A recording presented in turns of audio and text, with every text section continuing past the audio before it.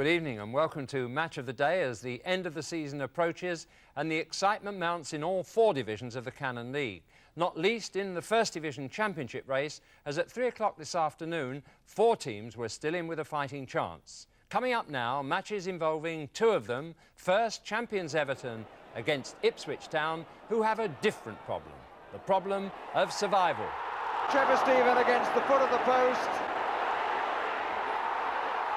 And the flick away again by Cranston, denying Inchy Heath. Next, it's West Ham United with 7 games still to play away at Watford. And Cottage there, and he hit the bar. And tonight's your first chance to take part in the goal of the season competition.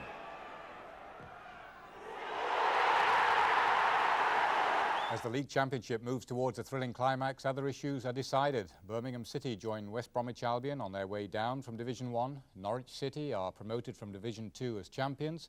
Third Division leaders Reading are back in the Second Division after 55 years. And Swindon make sure of the Fourth Division Championship. So now's our chance to join almost 40,000 people at Goodison Park, the majority welcoming their favourites back home, in their eyes to witness the champions overwhelm lowly Ipswich Town. Well, we shall see. Your commentator, Barry Davis.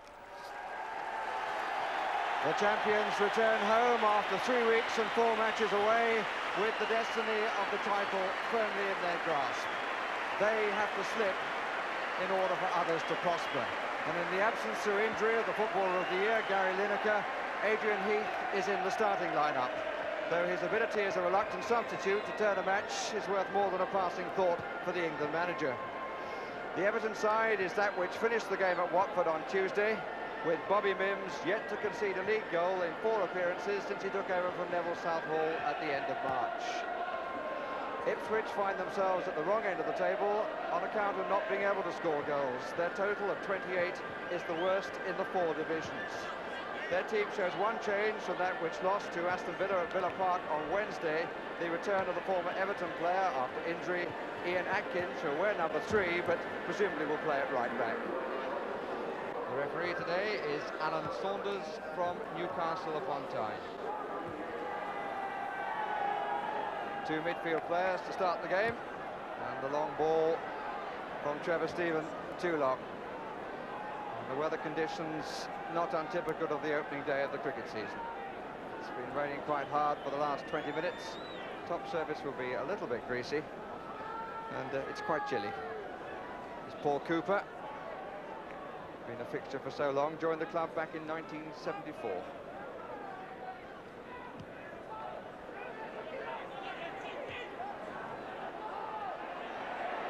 Graceful claiming it off Dozell. Atkins, who is playing at right back.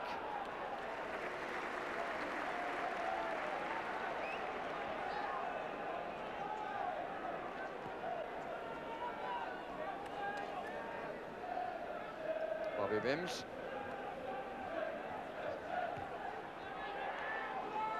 Won by Gleghorn. Stevens. Heath. And Butcher giving it away. Good play by Trevor Stephen. Good angle. And an important header by Cranston. Really did well then, Trevor Stephen. Little sway to turn the defender, giving himself a bit of room right on the touchline, and a very deep cross which was testing the goalkeeper and needed the head of Cranston for the ball to be cleared.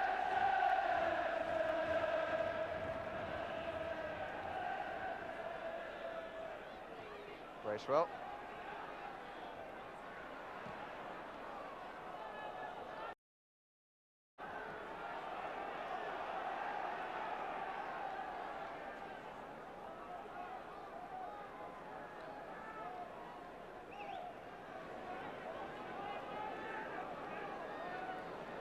Heath looking for it, trying to get behind Atkins, but not succeeding.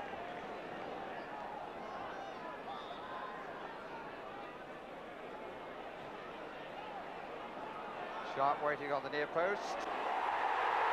Trevor Stephen against the foot of the post. And the flick away again by Cranston, denying Inchy Heath.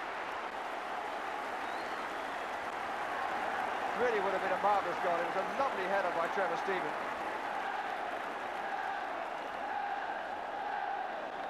It was a delightful attempt that followed Stevens' effort by Adrian Heath.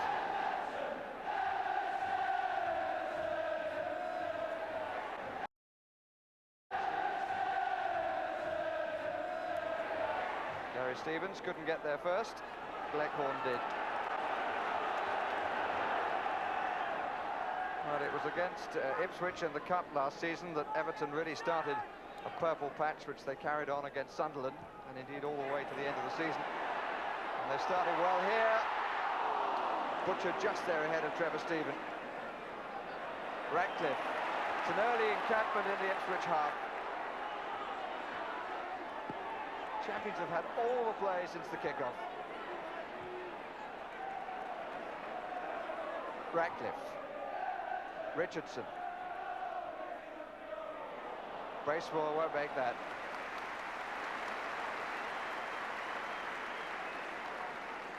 Terry Butcher, who made his debut on this ground back in April 1978, when his team lost by the only goal.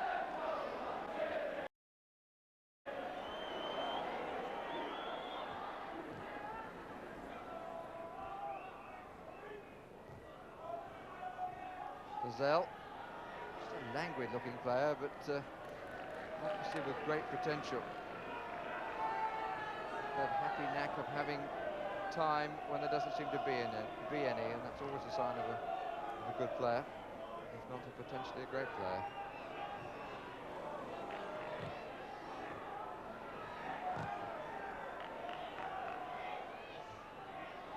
The nod down fed into space that no Ipswich player could get to. Fields.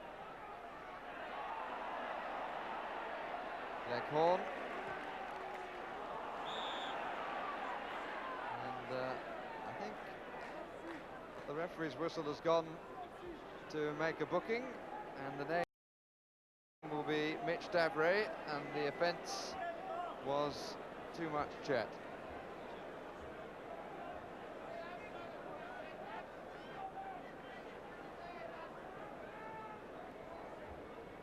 Referee making it quite clear that he had enough of it.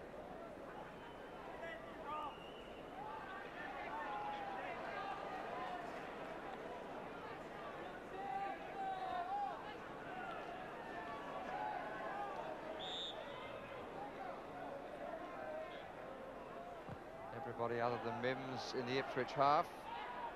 Bracewell. Reed.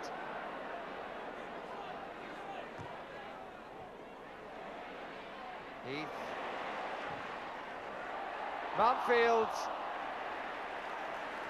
Well, it's the sort of chance that he's gobbled up so often in the past. The ball rather came off his head rather than his head meeting the ball.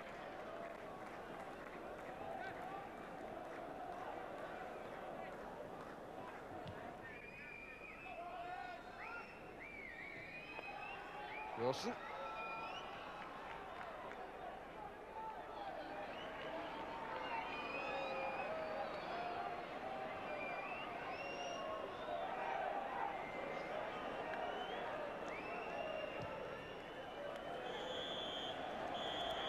When we reach half-time, and Ipswich will be quite pleased with themselves.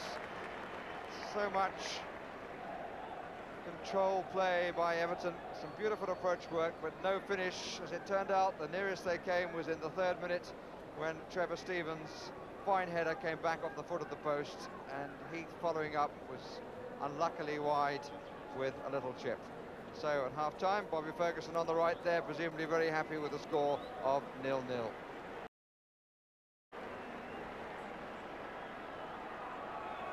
The roof is blue enough, but the sky grey and the rain pouring down.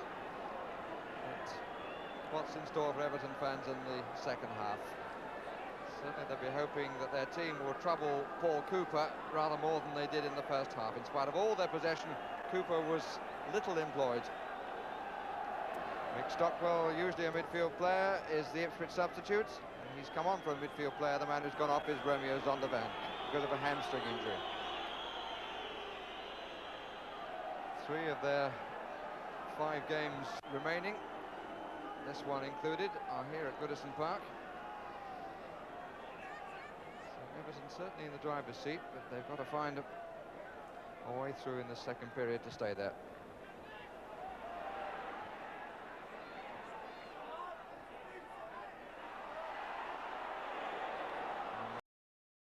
A bit of a stretch for that by Kevin Ratcliffe, and the referee had no choice but to give the free kick. And it's Davray who's down injured. But because he stretched, certainly Studs made contact with the shin of Mitch Davray.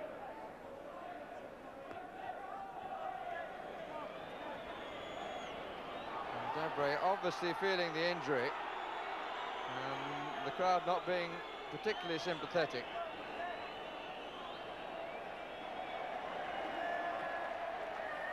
And it could be that Ipswich will be down to 10 men for the rest of the contest. Certainly they're going to be for a while. There was no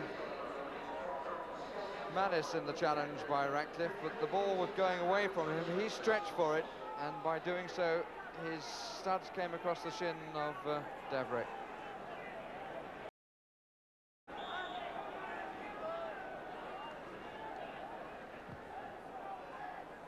Wilson, Bracewell.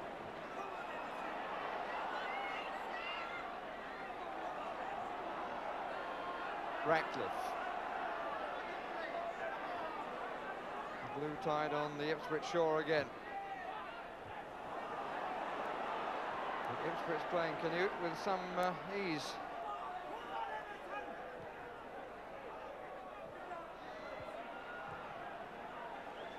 Ratcliffe to cover.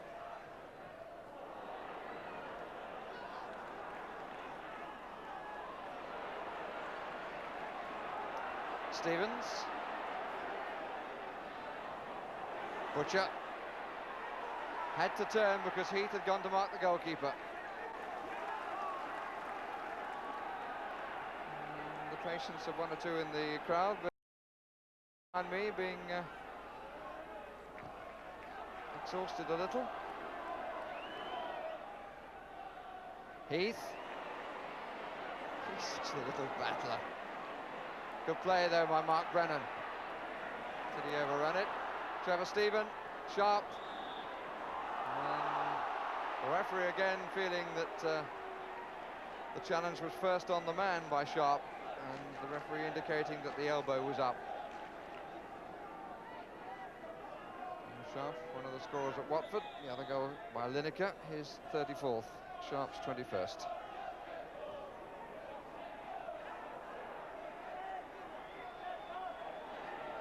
Quite a conversation. Well, the one booking so far has been for words by the man who currently is injured, and the other number 9. Sharp gets away with it.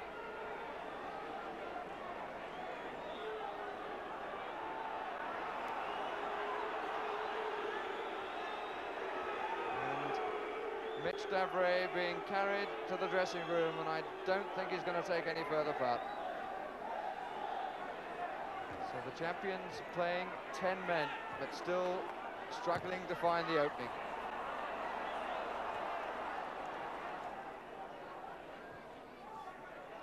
Stevens. Past the waving Bobby Ferguson. Got everybody back.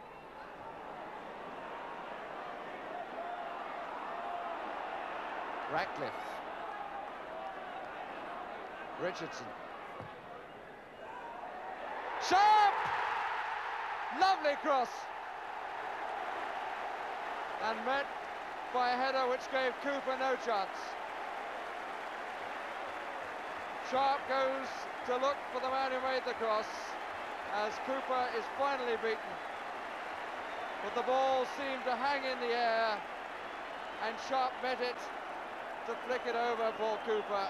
And Everton at last have the lead, just as their crowd were beginning to feel that it was never going to come.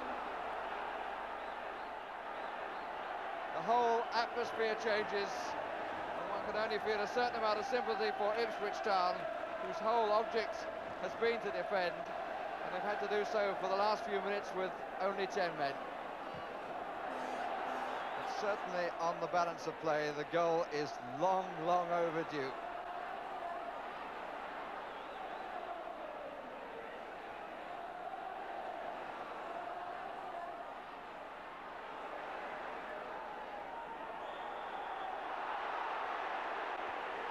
Offside flag is up.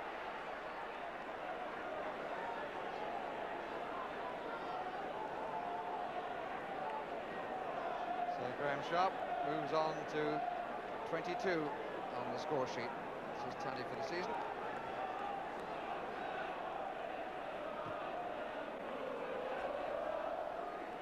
Met by Ratcliffe.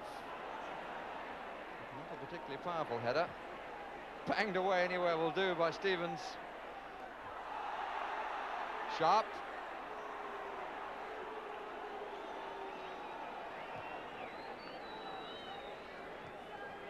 Ratcliffe. Vanden Hauwe.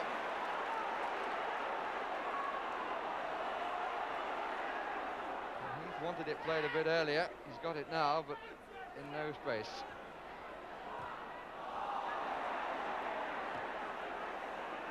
Cranston.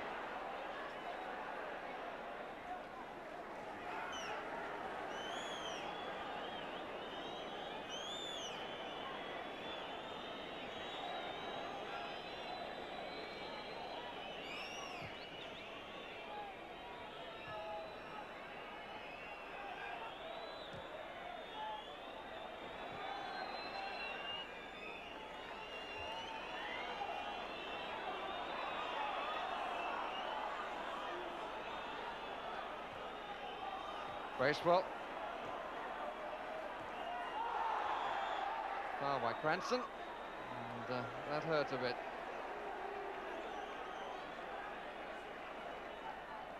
And it means that the referee will have to add a little more time to a few moments anyway of injury time already allowed.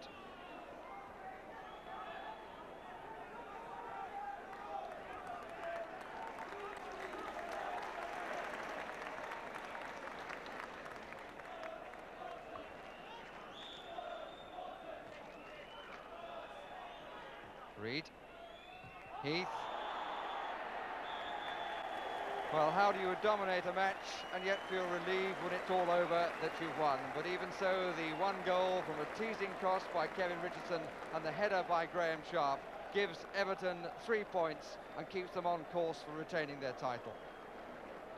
So Everton keep the distance between themselves and their pursuers, as did Liverpool by winning away at West Brom. It wasn't a convincing performance, as you saw, against a very determined Ipswich team, eventually reduced to 10 men. But the 3 points count just as much as if the win had been accomplished in more characteristic fashion. Which brings us to Watford and West Ham, thought by many to be the most stylish team in the division. Whether that's true or not, they must have approached Vicarage Road with a thought or two about what happened there last season.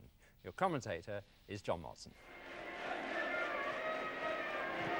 Watford's top scorer Colin West is back after missing 7 matches with an ankle ligament injury, and he'll remember that he was one of the scorers when Watford beat West Ham 5-0 here last April. Graham Taylor admits he's taking a risk with West, but he's without 5 injured players, including Luther Blissett, who scored for the reserves on his comeback yesterday. So John Barnes continues as the other central striker, with Worrell Sterling on the left wing and David Bardsley on the right flank. Paul Franklin continues to deputise for Wilf Rostron at left back.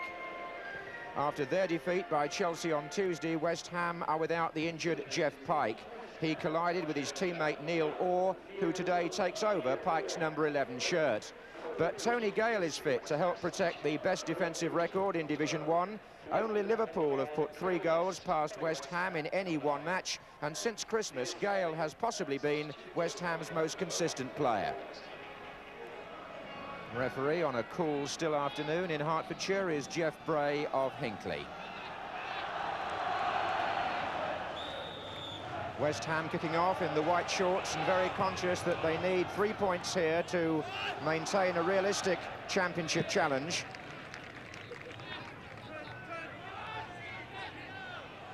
In fact, they've lost 4 out of their last 5 away games in the league, West Ham. This is Devonshire. Now Orr. Mark Ward out on the right. Franklin, who blocked the attempted cross.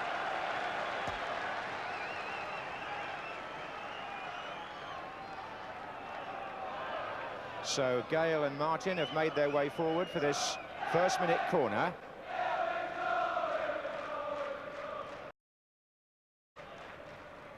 And it's been pulled right back for Orr to head it through and flicked on by Martin, who is unable to play for England against Scotland next Wednesday because West Ham have a rearranged league match on Monday night. That was West, on to Sterling. Franklin's overlapping on the left. The referee could have played an advantage there, but the linesman had already flagged for the foul on Sterling, so play has been brought back. It's a free kick to Watford.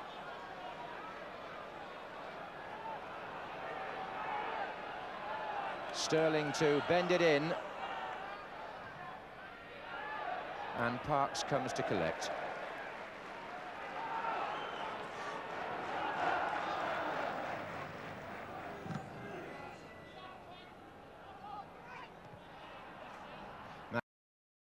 Cavani, or Jacket, and now Barnes. That was well played by John Barnes. This is David Bardsley. Fired across, and West! Good sweeping play by Watford. John Barnes started it, getting away from Alvin Martin and putting Bardsley free on the right. Fired in low and dangerously, and West, who's been out for 7 games, put his first opportunity over the bar.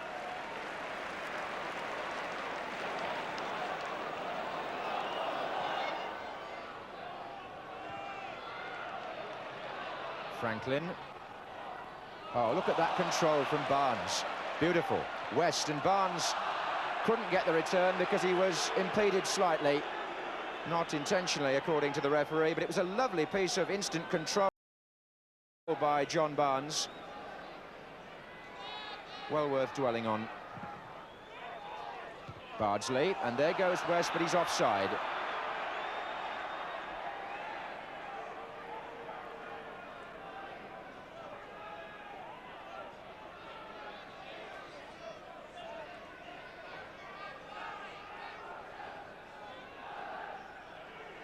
This is Gale. Ward. Stewart joining the attack. Cotty's underneath this. Cleared by Gibbs.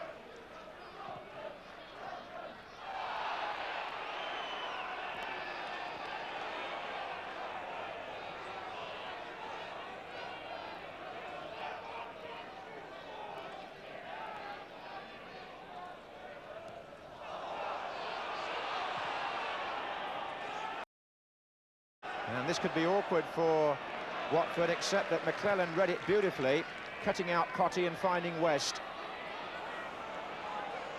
West Ham is showing that they too can use the long ball. This is McAvenny. It was Gale's pass, and Tony Coton handles outside his area to stop McAvenny. Beautiful ball from the back by Tony Gale that put McAvenny clear.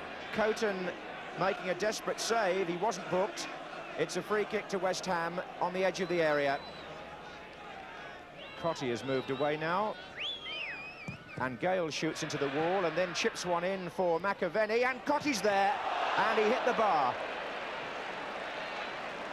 Well, the West Ham twin striking combination of McAvenny and Cotty have done so well for each other this season, and there was a case of Gale, whose first shot came back off the wall, chipping in for McAvenny to head through, and Cotty got a bit too much rise on the shot, and it seemed to ricochet off the top of the crossbar. And that's a foul by Alvin Martin. Well, the way this match has started, there's a suggestion that goals are in the air. Brian Talbot with the free kick for Watford.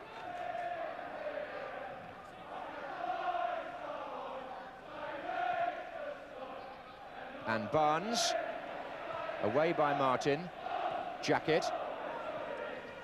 Miscue by Dickens. Sterling. Away by Gale, and now West Ham can break away with Ward. McAvenny and Cotty are a long way away from him at the moment. But he beat Talbot, Mark Ward, and fired a tremendous shot of which he's perfectly capable. And Tony Coton must have got a finger to that. It's a corner. Coton will be very pleased with the save. He allowed a shot from Ward to slip through his hands in the first meeting between the sides at Upton Park back in November when West Ham won 2-1, and certainly that was a powerful effort from the West Ham winger, which Coton dealt with. Dickens, back again to Devonshire.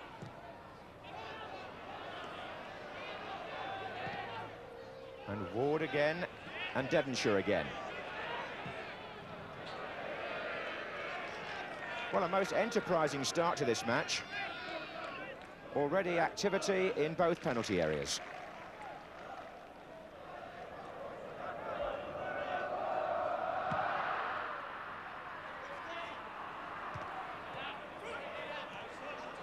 Here's Devonshire.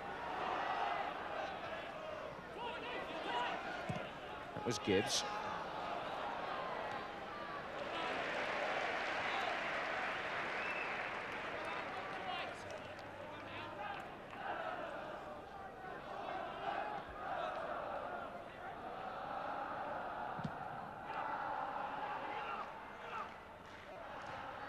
That was Cotty. Dickens. Here's McClelland.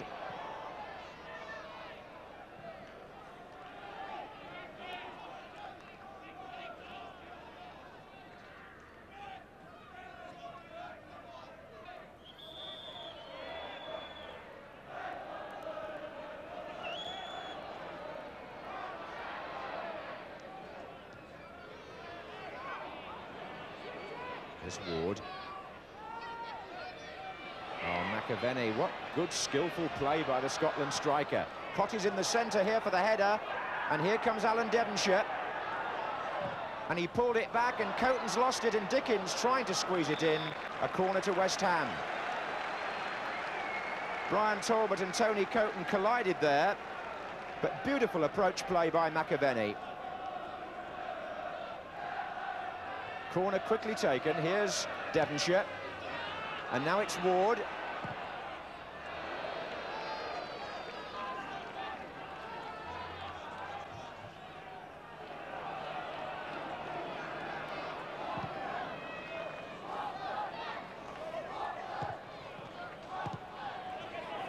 Here's Bardsley. That's a nice turn past Paris by Bardsley, and the drive beautifully handled by Parks.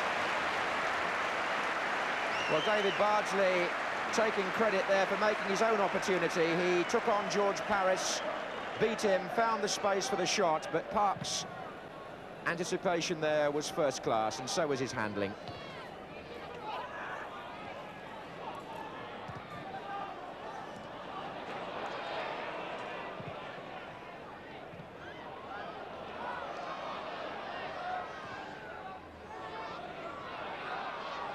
This is Barnes. Jacket. Now then, Bardsley, as the referee blows for half-time. Match got off to a very promising start, and West Ham have certainly had more of it, but no goals to show for their advantage territorially.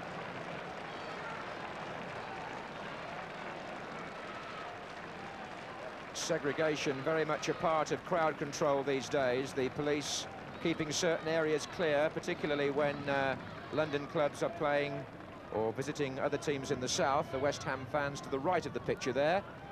And while we're talking about Vicarage Road, a new stand will be built for the start of next season, with executive boxes included, and be completed perhaps during next season on that side of the ground from which we are bringing you our match coverage from the camera position on top there. That's all going to be rebuilt as from this summer. John Barnes there getting the second half started for Watford. He too is ruled out of the England-Scotland game on Wednesday, like Alvin Martin, because Watford also have a rearranged league match on Monday night against Nottingham Forest here, while West Ham play Newcastle. This partly the result of the chaotic fixture congestion earlier in the season.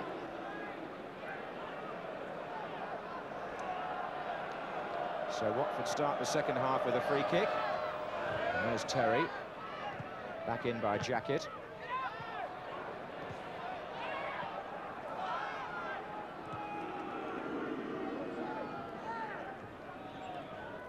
And Watford also start the second half with their manager, Graham Taylor, down on the bench, second from the right.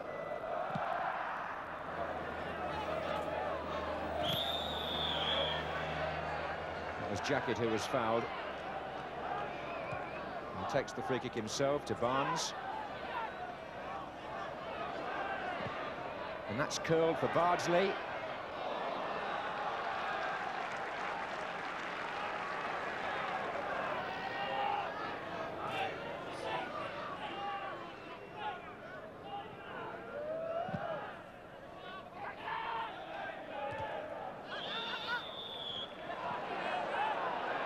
Free kick given against Neil Orr.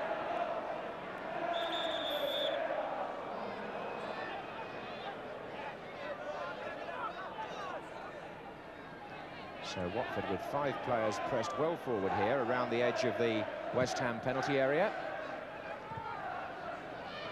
There's Jacket. Now it's Gibbs. And West. 3 waiting in the centre for Watford. And Martin away from Barnes. That was dangerous. Devonshire helps it on. McClelland.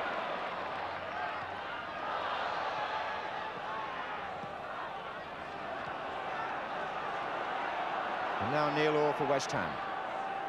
Cotty's made a run across the penalty area. This is Ward.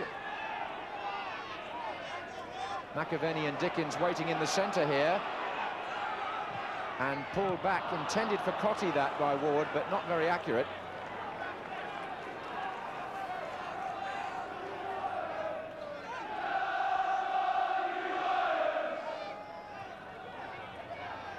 Nice turn by Ward.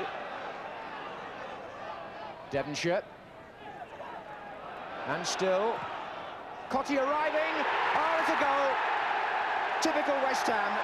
59 minutes. Tony Cotty. And how well made, how expertly taken, and how it sums up the West Ham style of play, appreciated by their supporters. Devonshire took it up on the right-hand side of the box, got the early ball in, and Cotty tucked it away for his 23rd of the season. And that may be a goal to keep West Ham's championship hopes alive, we shall see. Scored by the Young Player of the Year, Tony Cotty. And his award as well deserved as that goal was.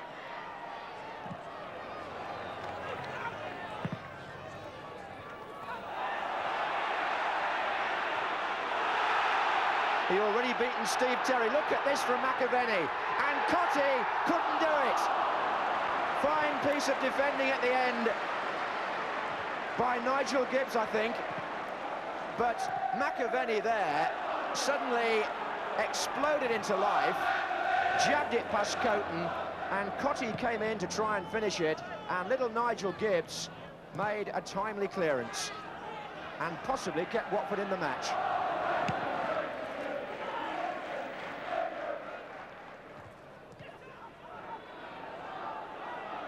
Dickens to Ward.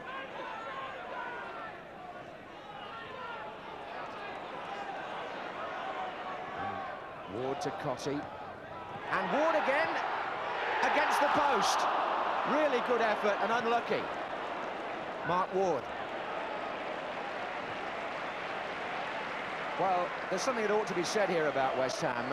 Other teams 1-0 up away from home in a championship position would just perhaps settle for it and sit back or sit in. But West Ham have gone out searching for the second goal, and they've deserved it and nearly got it there from Mark Ward.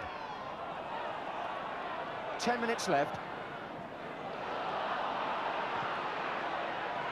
And it's Ward again. Watford are finding it impossible to contain these flank players. Ward's away once more. Cotty and McAvenny waiting in the centre. Cotty's come to the near post. McAvenny's there, but Terry just about managed it. And Stewart now, with Ward just behind him, and 4 waiting in the penalty area. Offside this time, McAvenny. Well, Watford couldn't complain surely now if they were 2 or 3 down.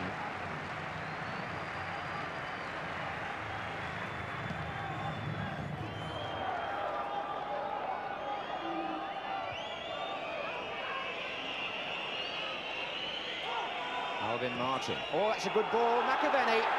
Clean through. Round the goalkeeper. Frank McAvenny. 2-0. Thoroughly well deserved. In the 90th minute, McAvenny makes it 2-0. Confirms the 3 points for West Ham and maintains their championship momentum. Alvin Martin played it through the centre. Watford were undermanned at the back. McAvenny ran on, took on the goalkeeper, survived the attempt to knock him over, and scored his 26th goal of the season for West Ham.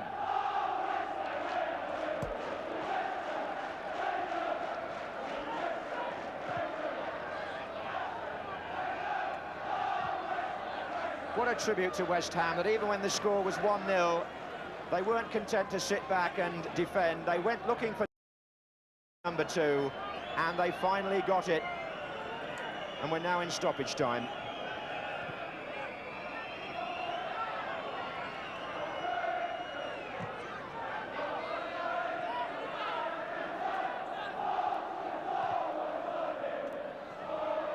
And Watford here are a well-beaten side. There's no question about that. This is Devonshire. And the pedigree of West Ham shines through again as they prove that they haven't given up their hopes of the championship. 3 points secured, and rightly so, thanks to this marvellous partnership of Tony Cottee and Frank McAvenny, who take the honours once again. But this was a fine team performance by West Ham, and the message to football supporters as well as to players and to managers is that if the game is going to survive as a spectator sport and bring in people like this, then it needs teams like West Ham to do well, because they began the match on the attack, they finished the match on the attack, and they entertained us and were fully deserving of their 2-0 victory. Well, no need for me to add to John Motson's glowing tribute to West Ham. And that win, I think, will make them clearly third favourites to the Merseyside duo. That's right, Bob, isn't it?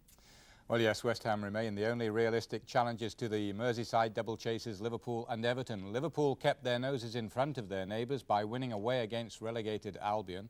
And with Everton beating Ipswich, it means Manchester United can no longer overtake them. United drew 0-0 at Spurs, and Chelsea's 1-1 draw at home to Newcastle would seem to end their outside hopes of the title.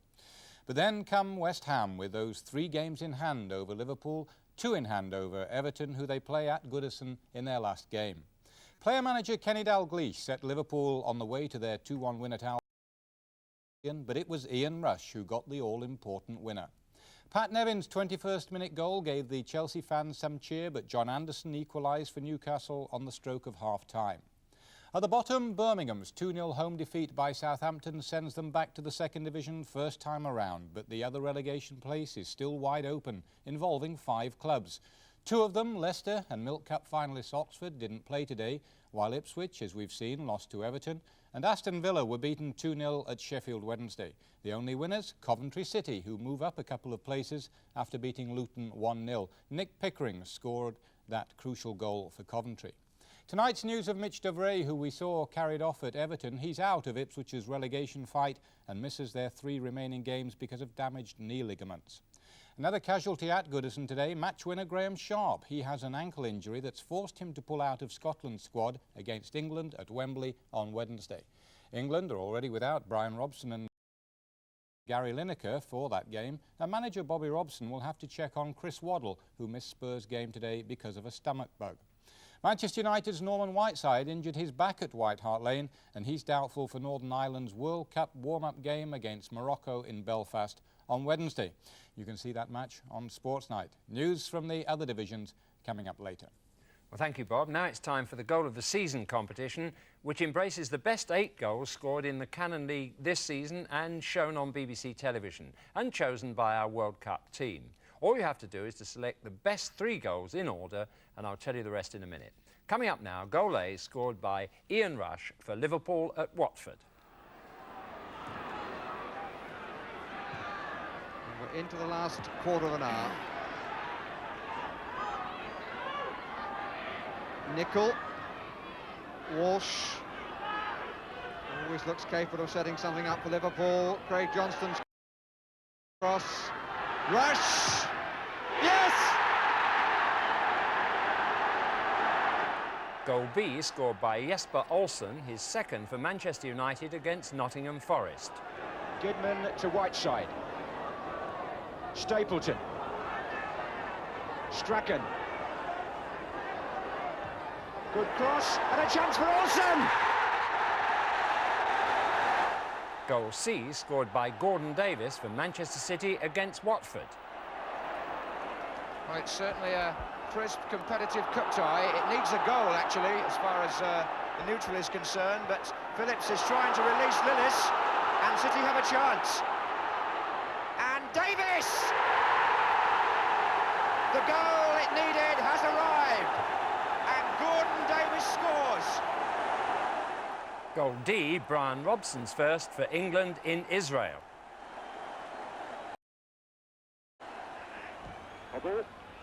Robson, yes! Totally unmarked for a crucial goal for his country to celebrate his 50th cap. Goal E scored by Frank Stapleton for Manchester United at West Ham. Hughes. Strachan. Oh, a lovely ball. Oh, what a great goal by Frank Stapleton. Goal F scored by Glenn Cockerill for Southampton at Brighton. Oh, now, can Southampton break here? This is Townsend. Well, he could have gone right or left. He's picked out Cockerell. Oh, and he's danced all the way through and planted it into Brighton's net. Goal G scored by Steve McMahon for Liverpool against Manchester City. And Liverpool are living a little dangerously, perhaps. Having said that, they're perfectly capable of going down to the Kop end and making it 2-0.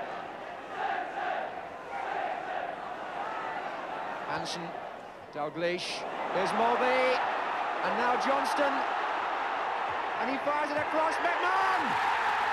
He's got his second. Goal H scored by Johnny Method for Nottingham Forest against West Ham. The big Dutch international gives himself a long run. Oh, and didn't he drive it well? What an amazing free kick by the Dutchman. Here's a check on those goals. Goal A, Ian Rush. B, Jesper Olsen. C, Gordon Davis. D, Brian Robson. E, Frank Stapleton. F, Glenn Cockerill. G, Steve McMahon. And H, Johnny Method. And that Johnny Method goal created a bit of fun in the crowd in the new stand at Forest, as Mr. Gary Copson pointed out in a letter to us. Apparently, a spectator in the top tier became so excited at that goal, his false teeth fell out, which were retrieved and passed back to him by a helpful spectator, hopefully still in working order. Well, only half a season's goals to choose from, I know there, but that doesn't make it any easier. Well, here's how to enter. You put your name and address on the left-hand side of a postcard, please, and your goal selections in 1, 2, 3 order on the right-hand side, and address the postcard to Goal of the Season, BBC Television, London W12 8QT.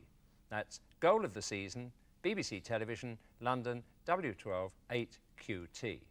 And the sender of the first correct entry drawn from our postbag to coincide with the choice of our World Cup panel of Bobby Charlton, Terry Venables, Trevor Brooking, Laurie McMenemy, Emma Hughes and George Best will receive £250 worth of premium bonds. And the result will be given in Cup Final Grandstand on May the 10th. And you'll be able to see the goals again in the Grandstand and Sports Night programmes between now and then. Bob. Last week we congratulated Norwich on winning promotion. Tonight, Ken Brown's lads are celebrating winning the Second Division Championship. Their 1-1 draw at home to Stoke was good enough. Second place Portsmouth came back after 3 defeats with a 3-1 home win against Grimsby, while their nearest challengers, Wimbledon and Charlton, both drew 1-1 away. Those clubs still have 2 games in hand of Portsmouth, and they could pip them to the First Division. Dale Gordon got the goal that clinched the title for Norwich and also won £32,000 for a City fan who backed them for the championship when they were relegated a year ago. Scott McGarvey, recalled after being on loan to Carlisle, was the man who eased Portsmouth's tension with their 3rd goal against Grimsby. Carlton Fairweather's goal earned Wimbledon a point at Shrewsbury, and substitute Mike Flanagan saved Charlton at Hull with an equaliser 5 minutes from time. At the bottom of Division 2, no one is down yet, but it's looking ominous for Middlesbrough as well as Fulham. Both lost today. Fulham 2-1 against Carlisle, who move above Middlesbrough but not out of the relegation placings. Sunderland's 2-0 win at home to Barnsley puts them 1 place above the danger line, while Blackburn had their biggest win of the season, 6-1 at home to Sheffield United, a hat-trick there for Mark Patterson. In Division 3, well done Reading, on their way back to the Second Division after 55 years as a result of today's 0-0 draw at Darlington. Derby are now second after beating Bolton 2-1, and they've got 3 games in hand. The big promotion game today saw Wigan beat Plymouth 3-0 and go above them on goal difference. And Gillingham are still in the chase after their 2-0 win against Wolves. Like Norwich, Lou Macari's Swindon team are celebrating championship triumph tonight. Their 1-1 draw at Mansfield gave them the 4th Division title. Chester need only a point from 3 games to go up with them after their goalless draw at Orient. Port Vale are almost there as well. They won 2-0 against Peterborough, while the 4th place is looking good for Mansfield. Pools, check them very carefully because with only 8 score draws and 3 no-score draws, the forecast is for a possible jackpot. Telephone claims requested for 24 and 23 points. Here are the numbers: 2, 12, 14, 17, 20, 30, 39 and 44. The no scores: 6, 23 and 31. Thank you, Bob. I shall be fulfilling a lifetime ambition by playing at Wembley tomorrow, would you believe, before the Milk Cup final.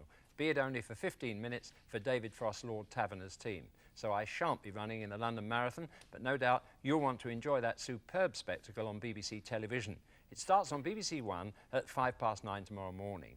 It's early days in the quest to find this year's Embassy World Professional Snooker Champion, but the sparks are flying already, as you'll learn later tonight on BBC Two and on Sunday Grandstand.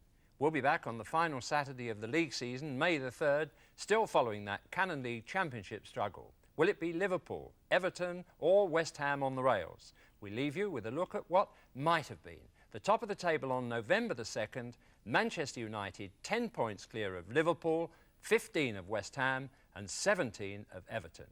It's a marathon, not a sprint, that's for sure. Good night to you.